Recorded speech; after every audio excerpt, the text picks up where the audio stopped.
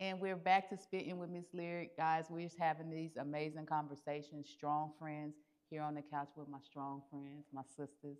And we're talking about women empowerment, why it's important to, speak out. Right. No more suffering in silence, no more fake smiles. It's healing season, all right? It's time to get serious about your healing. So Miss Lisa was just talking about something off camera about the time things. So I'm gonna let them. They don't know that we be having these Right, conversations when we right, go to right, break. right, So right. can you tell them what we were just talking about? I just fed off of what she said about self time.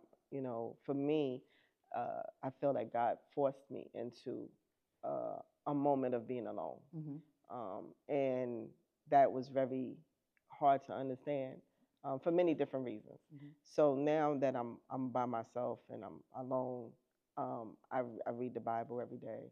I try to read the Bible every day, but then it's like as I'm reading the Bible, my brain is like speed racing ideas and all these things, and I'm like, okay, I'm forcing myself to try to stay focused. So like she said, it's hard when your brain won't do what you want it to do, Right. but I do understand that God has a purpose. I don't understand what it is, Mm-hmm. but I know that this is what he wants, because I wouldn't have picked this. Right, right. So, what types of things have you overcome in your childhood? Okay. Whew. That was that make uh, you. um, so we have very similar stories. Mine was, I was abandoned, but I was awarded a court. You don't hear that saying a lot. Awarded a court means that your parents is the court, and they find a guardian to watch over you, Mm-hmm. but they have to report to the court. So you're really not adopted. You're not Foster. foster. You're Okay. just awarded a court with a parent that watch over you. So I have to go to the courthouse a lot and everything. So I do remember going to the courthouse and seeing my grandmother having me in this cold place, and I don't know why I'm there. Mm-hmm. I called her my grandmother because I didn't know nothing else. Mm-hmm. And then as I got older, I'm dyslexic, and my grandmother, I guess she finished school, I think in fourth grade or sixth grade, because Mm-hmm. the South, they didn't Yeah. really go to school like that. So she didn't really understand why is her child not being able to learn, and no one really explained it. They just said you have a reading problem or you can't learn. Mm-hmm. So I had to deal with that. So there's a chapter in the book that's called Dyslexic at the Kitchen Table. And that was a chapter where, and Liv actually, I think you came up with that title, right? Where it talks about when I come home and I do homework, and my grandmother is trying to help me with my homework, and she'll tell me, "Well, I just explained this to you. I just told you this word." And that would be a journey where I'm going down a hallway to the bathroom, and she puts my head in the toilet and flush it. Um, you know, hit with pipes, steel pipes, um, Yep. beaten with, you know, Ah, different types of things of her way of being to chastise you. to teach you. That's how she felt you was. She Yeah. was gonna beat you smart, to beat you to know how to read. And then she felt I was just pretending to Mm-hmm. be. I didn't like to fight. So she would be like, "Your hair is messed up," after she do it, not knowing that my grandfather is Chinese. Mm-hmm. So we have that.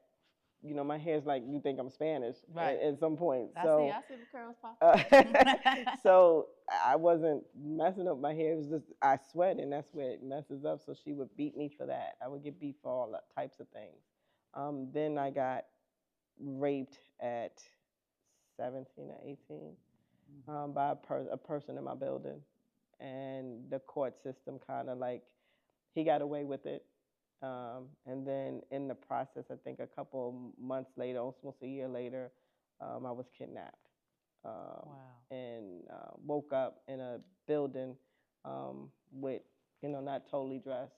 I don't even remember how I just remember walking out and getting to a police, to the sidewalk, and some type of way they got me to the police, and the police got me to the hospital. So That's real. yeah, That's real. That's real. Yo, that's real. I have to just absorb that, man. That's strong. And you standing here today and trying. helping other people. Listen, you are. You know what I mean? And I salute you for that because, and I tell people a lot of times that's why I just, like, let's come together, y'all. Right. Let's just open up, right?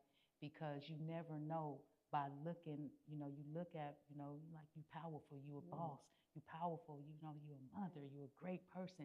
And you look at these strong women and you never know why they're so strong. Number one, most women that are strong, or most people that are strong, is because they didn't have a choice. Right.